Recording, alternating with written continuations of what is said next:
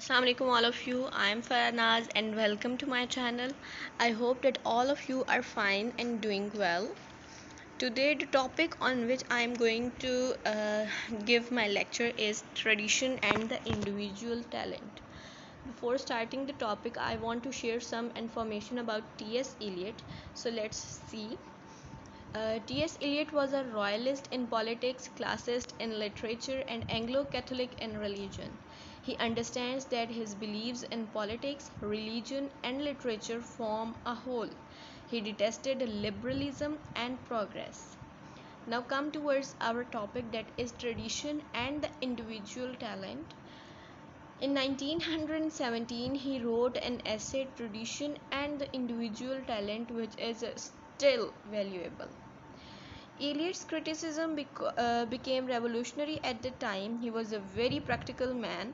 20th century got metaphysical revival because of the Eliot, because he was the first person who recognized or accepted the uniqueness of metaphysical poets of 17th century.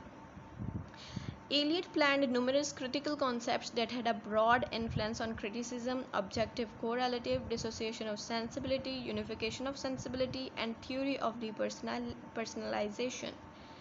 It has written to combat the idea that the poet should be praised in proportion to his originality.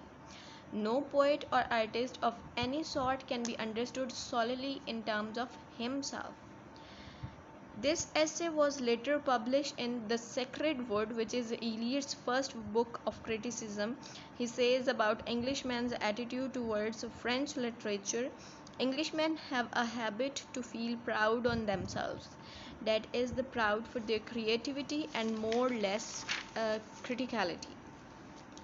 In French, there is a mass of critical writing. Eliot compares English with French, that they have a habit of critical method and English have a habit of conclusion.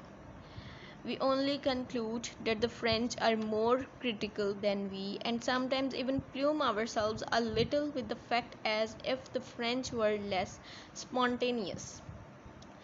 Criticism is an inevitable as breathing.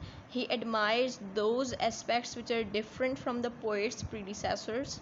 They want uniqueness. They always find isolation of poet from his immediate predecessor. Such resemblance is mostly seen in the period of maturity of poet, not in the period of adolescence.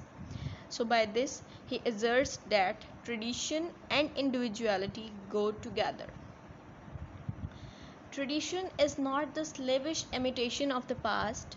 Tradition cannot be inherited, it can only be obtained by hard labor. Tradition can only be obtained by those who have historical sense. The historical sense is inevitable for any poet. Then Eliot talks about tradition and historical sense. He says that if the form of tradition remained only in the blind adherence of dead people or ancestors, then it would be lost, or such tradition should be destroyed. According to Eliot, in every tradition there is a bit of novelty. Tradition is a matter of much wider significance. It cannot be inherited, and if you want it, you must obtain it by great labor. It involves, in the first place, the historical sense.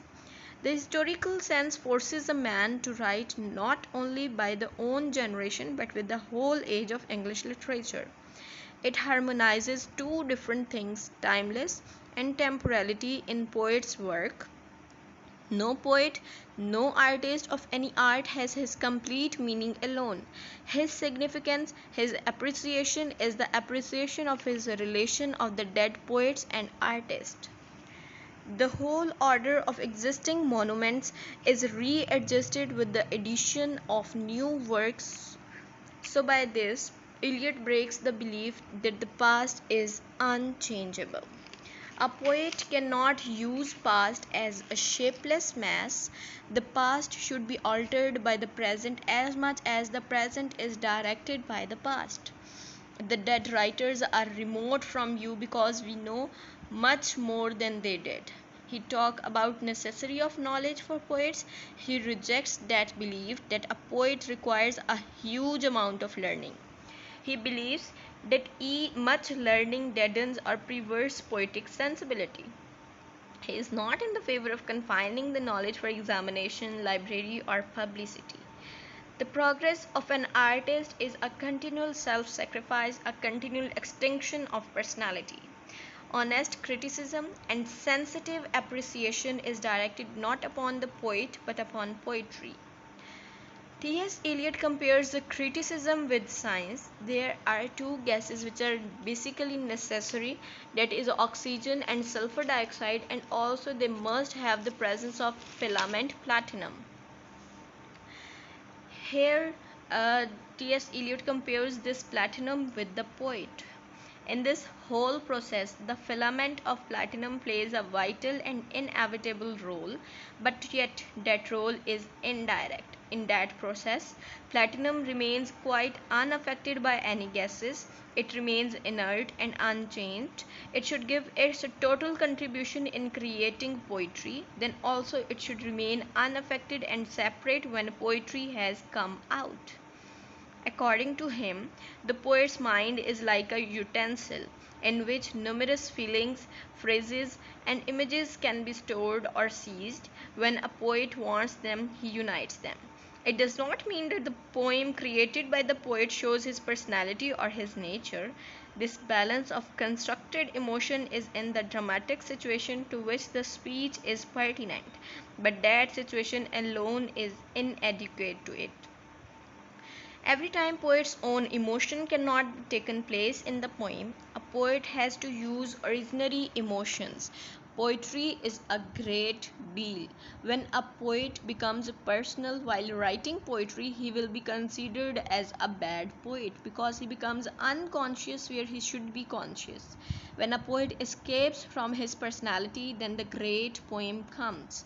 He says, poetry is not a turning loose of emotion but an escape from emotion. It is not the expression of personality but an escape from personality.